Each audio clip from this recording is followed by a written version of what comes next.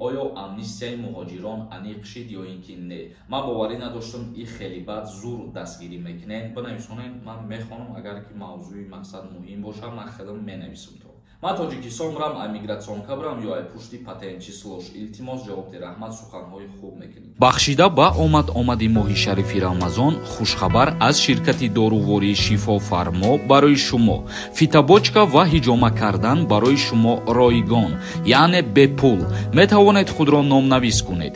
инчунин доруҳо бо нархи арзон барои зиёд кардани риш ва мӯи сар, доруҳо барои сангу намаки гурдаро нест кардан ва нест кардани простатит. ба рақамҳои рӯи экран дар тамос бошед.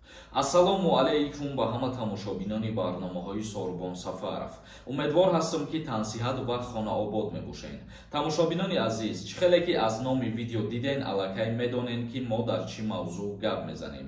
бисёре аз шумо савол пешниҳод мекунед ки оё амнистияи муҳоҷирон аниқ шид ё ин ки не. ё бисёре аз нафарҳо дар инстаграми ма видеорӯӣ карданд ки ҳамин видео ростай. чандин блогерҳои дигарам оиди авфи муҳоҷирон видео карда дар YouTube партофтиянд. ба маълумоти ҳамаи шумо мерасонам. думаи давлатии Федератсияи Русия айни ҳол авфи муҳоҷирора ҷонибдорӣ карда истодааст ва ҳеҷ як қонун қабул шидагӣ нестай аз ҷониби президенти Федератсияи Русия оиди авфи муҳоҷирон.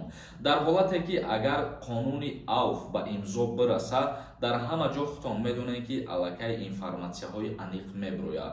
махсус канали юристиҷе информатсия мебирорад дар ҳамин мавзӯъ.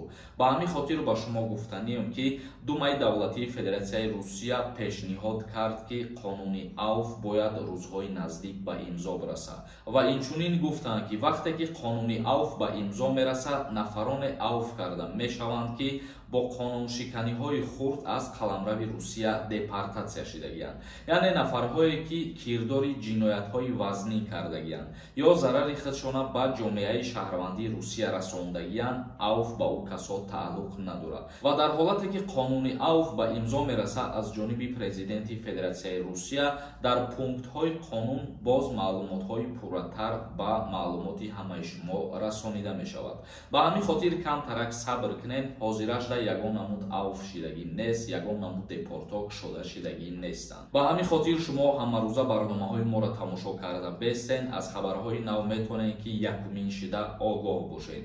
акнун хондани комментарияҳоро шурӯъ мекунем. дар ҳаминҷа ман мехоҳам миннатдории хидмат ба ҳамаи шумо бирасонам. ман боварӣ надоштам ин хеле бад зур дастгирӣ мекунен дар мавзӯи конкурс ва мехоҳам ки ҳамин хел дастгирӣ кардан бигирен, дастгирӣ кардантона нишон битен ва ман бифаҳмам ки ин қадар одам мара дастгирӣ мекунад. дар мавриди конкурс як видеои нави дигар кардем мошинора. бидроен тамошо кунен ва баъди тамошо кардан ҳатман билет бихарен. ассалому алайкум ба ҳама нафарое ки ҳамин видеоро тамошо кардесен. аввал я лайк бимонен ва баъд тамошо кунен. чӣ хеле ки медонен, дар канали ма конкурс рафтесай. шоҳҷоизаш як мерседес ва 015, ҳамагӣ 68 дона приза да конкурси ма. ғайри ду мошине ки шумо диден, 5 нафаре ки аз ҳамада бисёр билет мехара путёвка ба Дубай ё сумша метемша ё ба Дубай рӯиш мекунем бо 10 таи дига конверти 5000 сомона, 10 та конверти 3000 сомона, 10 та конверти 1000 сомона, 20 та конверти 500 сомона ва 10 та Samsung A51. метавонӣ ки соҳиби инами призо бошай ба 200 рубл. номерои ватсапе ки дар рӯи экран дидесен, дар ҳамин номерои ватсап картаи Сбербанк ҳам ҳастай. карта ба номи Мунис мебирояд. нархи як билет 200 рублай. сумта мепартои ва дар ҳамин ватсап чекта рӯӣ мекунӣ, ҷошда билети тира рӯӣ мекунанд. ватсапи мо 24 соат кор мекунад.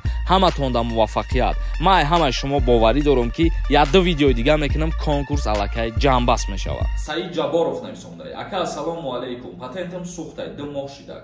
бе патент гаштесам. акама граница биром бидром. метавонам патент карда илтимос ответ битен. дар ҳолате ки патенти ти сӯхтагиай ва 2 моҳ беҳуҷҷат гаштеста бошӣ ва дар мавзӯе ки ти граница мегзарӣ, дар граница агар тира депортатсия накунанд, бале вақте ки ворид шидӣ бо айсари нав патент гирифта метавонӣ. FM нависонда. ассалому алайкум. брат соҳу саломат омадӣ ба ватан ба пеши падару модарҷон ё ин ки ҳоло ҳам дар Ӯзбекистон ҳастен. аллоҳ шифо битиҳад. ҳазор раҳмати калом бародарони азиз барои ғамхорӣ ва ва барои суханҳои хубтон.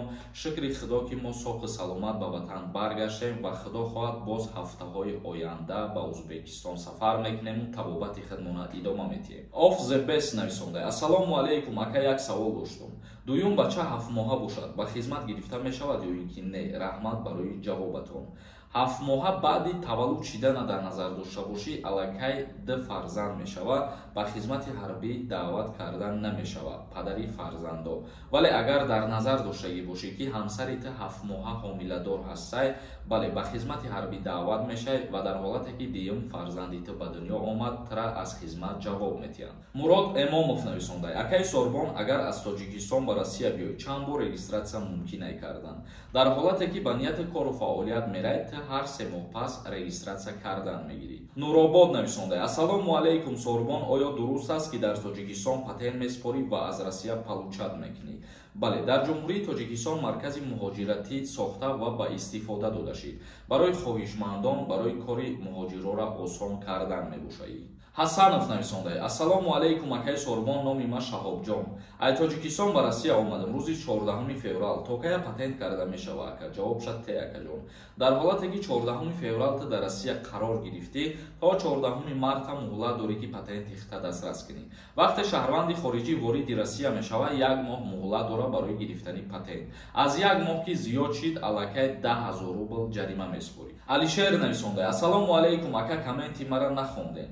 Трудовой надорум, регистратсиям тамом мешава. Ирӯз паган мегуфтем чӣ кор кунам? Агар дар компютер регистратсиям набоша, оё метавонам далши супорида бигирам ва ман як штраф дорум уже. Штрафта пардохт мекунӣ бародари азиз ва регистратсияи ту ки тамом шудеса боша, 1 ҳафта пешакӣ метавонӣ ки регистратсията барои айсари нав бисупорӣ продлит кунӣ.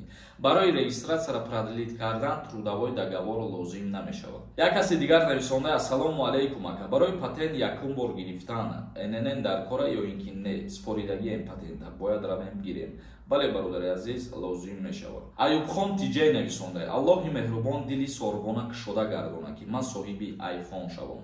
Яъне ман дар конкурс як призи иловагӣ мондагиам. Якум видеои конкурс дар канал ҳастай, 3-4 рӯз пеш партофтагием. Кадом нафаре ки дар ҳамун видео аз ҳамада бисёр комментария мекуна, айфон падаркаш мекунем. Бидроен шанса истифода барен, соҳиби телефон мешед. Як каси дигар нависондай: ака чӣ ба дар видео дига чӣ менависӣ, дар бораи дига чӣ гап мезанӣ?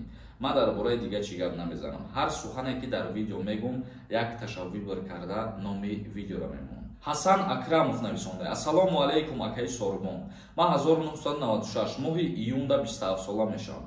27 сола шавам, хизмат мебарам, илтимос ҷавоб те ака. 100 бор шид менависам илтимос. Бародари меҳрубон, 100 бор зиёд шид ки ман ба ҳамин савол ҷавоб мегардонам. Нафарҳое ки 27 сола мешаен, аз даъваткунӣ ба хизмат озод мешавед. Махсус ту дар призофи тирамоҳӣ озод ҳастӣ. Шарифов нависондай: то чанд солара ба хизмат мебарам. Мутобиқи қонунгузории ҷумҳурии Тоҷикистон дар бораи хизмати ҳарбӣ ва ӯҳдадориҳои ҳарбӣ, сину соли даъваткунӣ ба хизмат аз 18 то 27 сола муқаррар шудагиаст. Наврӯз нависондай: Сорбон, агар ҳамун шахси проверка мекардагия шиносӣ, илтимос фаҳмон, метавонад проверка кардан ё ин ки не? Ҷавоб диҳад дар сабшени. Бародарони азиз, нафарҳое ки барои депорту барои патентошон дар WhatsApp менависонанд ки проверка кунед, аз ҳамаи шумо хоҳиш мекунам ки сабр кунед, ба ҳаматон ҷавоб мегардонад. Чунки вай як нафарай аз шумо ҳазор SMS менависонед, дар як рӯз ё дар 2 рӯз успед намекунад ки ба ҳамаи шумо ҳамсуҳбат шавад. Исроил Абдуллоев нависондай: ака ман работа нависагиам, то чанд бор мумкина граница рафтан? Дар ҳолате ки мигратсиони картаи шумо работа боша ва трудовой договор дошта бошен, метавонед ки бе граница рафтан патентона продлит кунед. Вале дар ҳолате ки трудовой договор надорен, ҳамун муҳлати яксолаш ки ба охир расид, граница мегзарӣ, бо айсари нав медроӣ. Акбаршо нависондай: ассалому алайкум Сорбон бародар, шумо қатимат чихе алоқа да бугром. Ягон сухани муҳим дошта бошӣ ё ягон масъаларо суҳбат карданӣ бошӣ, метавонед ки дар комментария номеротона бинависонед. Ман комментарияҳои ҳаматона мехонам. Дар чӣ мавзӯе ки суҳбат карданиен бинависонед, ман мехонам. Агар ки мавзӯи мақсад муҳим боша, ман худам менависам то. азиз нависонда, ассалому алейкум, ака миқдори кам займ дошта боши, граница гузашта метони ё ин ки не? Бале бародари азиз, чанд миқдоре ки боша граница гузашта метони, лекин гап сари ин мерава ки бояд ана ҳамун пули гирифтагира пардохт кунӣ сари вақт. Қурбонов нависонда, салом Сорбон, савол менависам, ҷавоб наметӣ. Ман Тоҷикистон бурам, ай мигратсионка бурам ё ай пушти патент числош, илтимос ҷавоб де, раҳмат, суханҳои хуб мекунӣ. Ҳазор раҳмати калон тудан бародари азиз, суроки мигратсиони картара нигоҳ карда баъдан граница мегузарӣ. тамошобинони азиз, ба ҳамин видеора ҷамъбаст мекунем то наворҳои оянда. Худованд ҳамаи мо шуморо нигаҳбон бошад.